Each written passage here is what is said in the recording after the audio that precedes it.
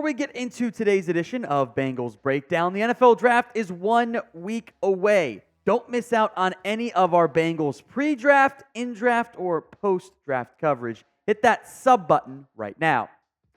Want to begin today's show with a fairly lengthy conversation on Daxton Hill. He was available to the media when they began off-season workouts, and so don't give him credit. He could have just not dealt with that amid all the chaos and changes that have come to this safety room.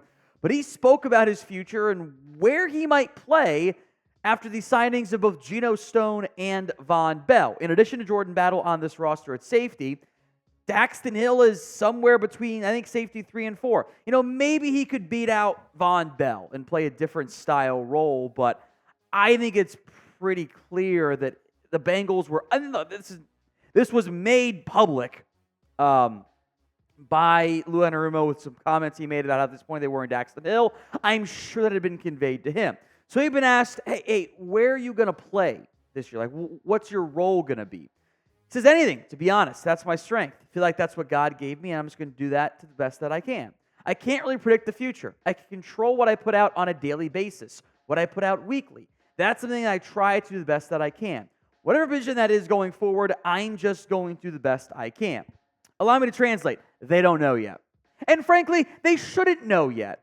Dax Hill played a ton of snaps last year at safety. There were some good and some not so good. There were too many dude, how do you blow that assignment moments in the end? And part of the flexibility that Hill offers is he could play nickel, he could play strong safety, he can play free safety. Some think he can play corner. I don't know if he can be an outside corner. But the draft is a week away. There's really no reason to get too far out and try to make up your mind when it could change in a week or 8 days or 9 days or whatever. So right now he is just defensive back, Daxton Hill.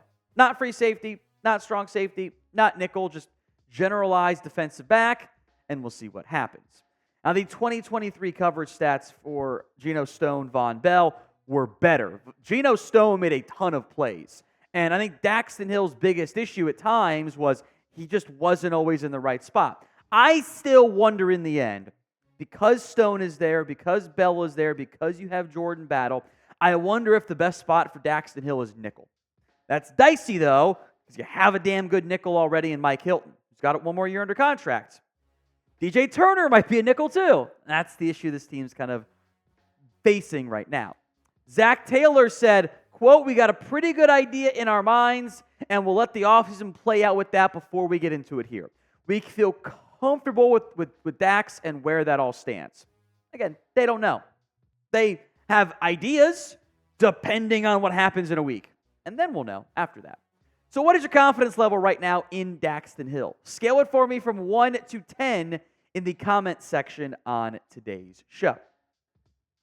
Now, if your answer's low, maybe this idea is a bit more appealing to you. Sports Illustrated, the Steelers side of it, by the way, suggested the Bengals trade Daxton Hill to Pittsburgh for a day 2 pick. Now, they were not clear on what that day 2 pick is.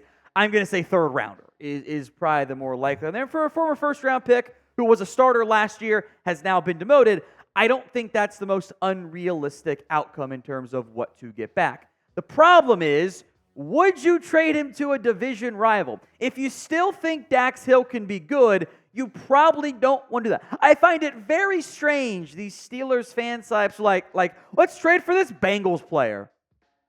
That's probably not going to happen. I wouldn't expect. So more on this to come here in a moment, but today's show is made possible by Prize Picks. NBA play-in tournament and the NBA playoffs are underway, and you can win up to 100 times your money with Prize Picks. Prize Picks, you pick more, pick less. It is indeed that easy.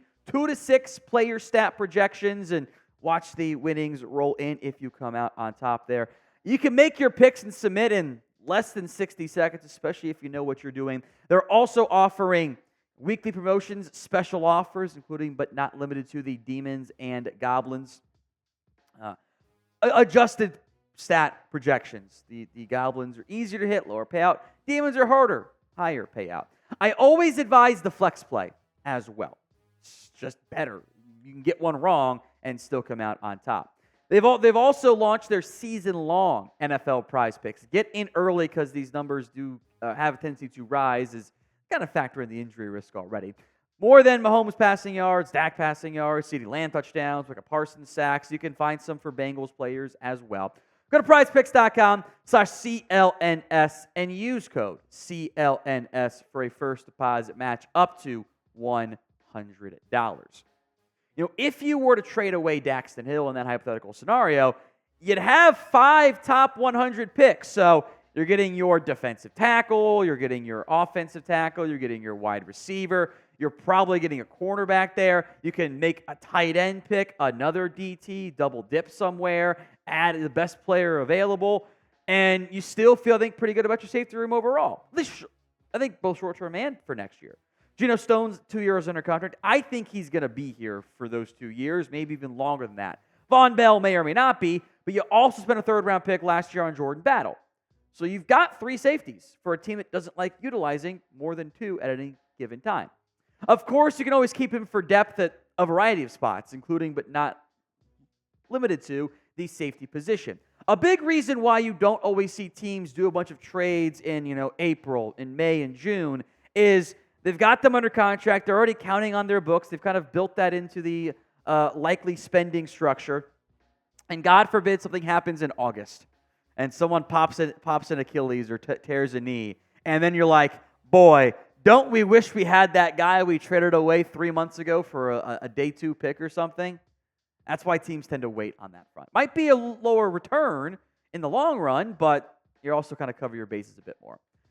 So would you consider trading away Daxton Hill? T for you'd trade him, K for you'd keep him. Sound off in the comments.